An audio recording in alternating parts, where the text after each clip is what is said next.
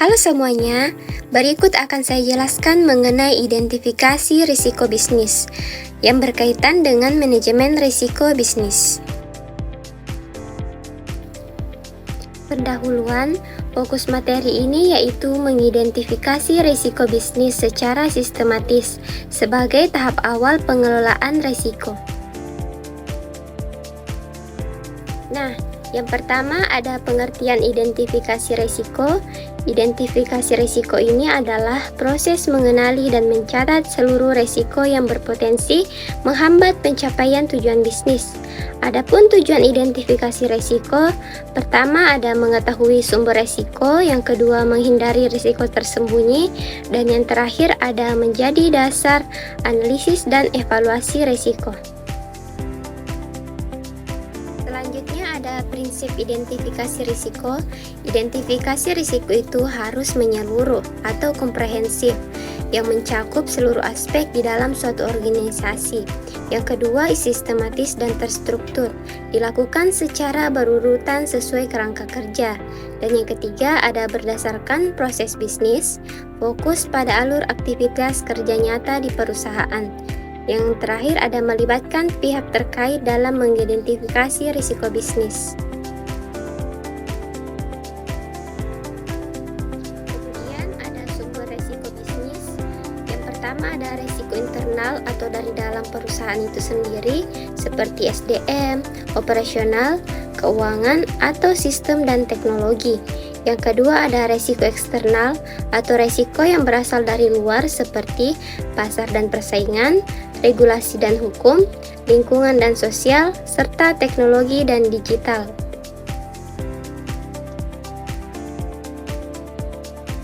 Kemudian ada teknik identifikasi risiko.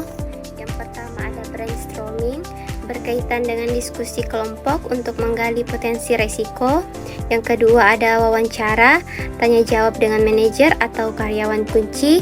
Yang ketiga ada observasi proses bisnis yang mengamati alur kerja, mengidentifikasi potensi kegagalan yang mungkin terjadi. Yang keempat ada checklist risiko, yaitu daftar risiko umum yang berpotensi selalu terjadi.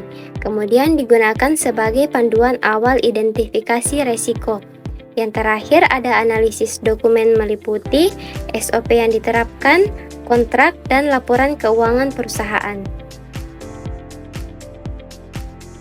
Selanjutnya ada risk register.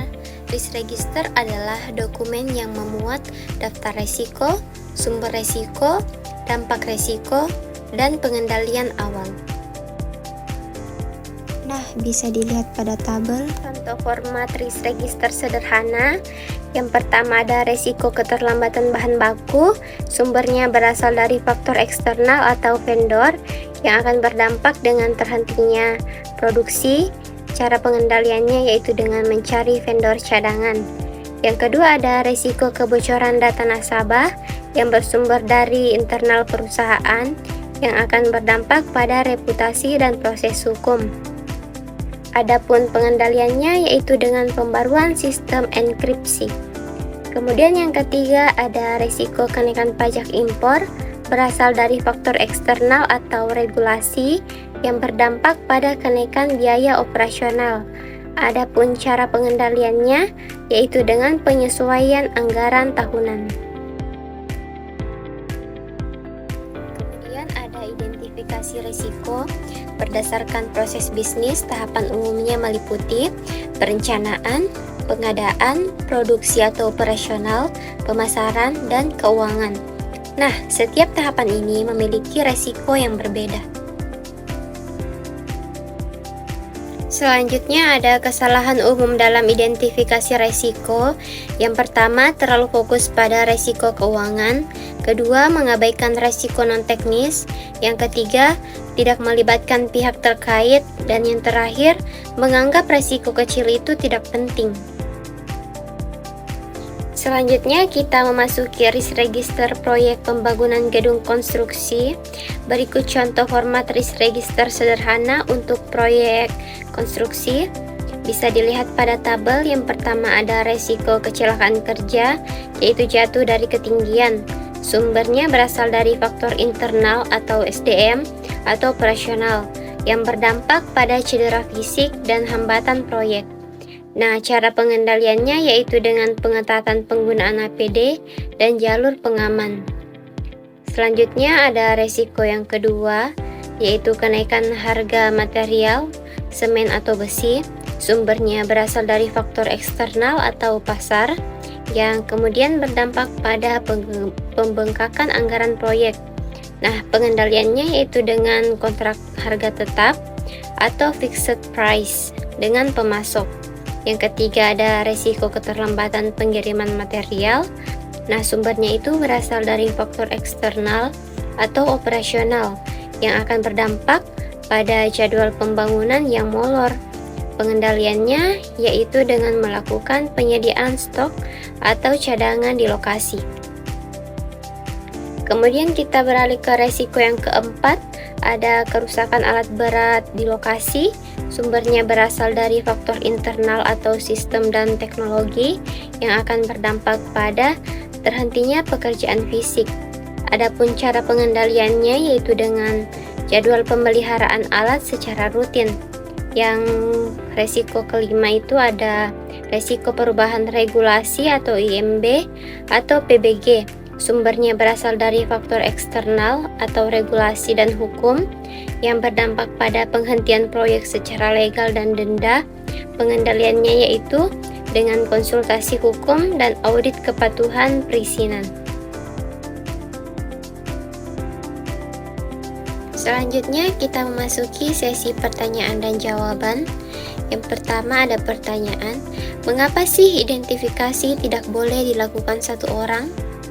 Jawabannya adalah agar mendapatkan perspektif yang menyeluruh dan menghindari resiko tersembunyi yang mungkin tidak terlihat oleh satu departemen saja. Kemudian ada pertanyaan kedua, resiko apa yang sering diabaikan UMKM? Nah, resiko yang sering diabaikan UMKM itu misalnya resiko non-teknis, kepatuhan hukum, dan menganggap resiko kecil tidak penting bagi keberlangsungan bisnis. Nah, mari kita lihat risk register kedai kopi.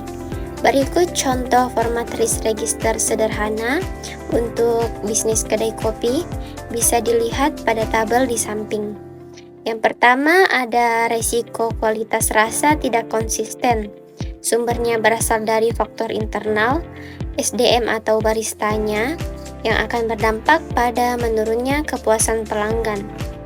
Nah, kemudian cara pengendaliannya yaitu dengan standarisasi resep atau SOP dan pelatihan rutin. Kemudian ada resiko yang kedua, resiko kerusakan mesin espresso.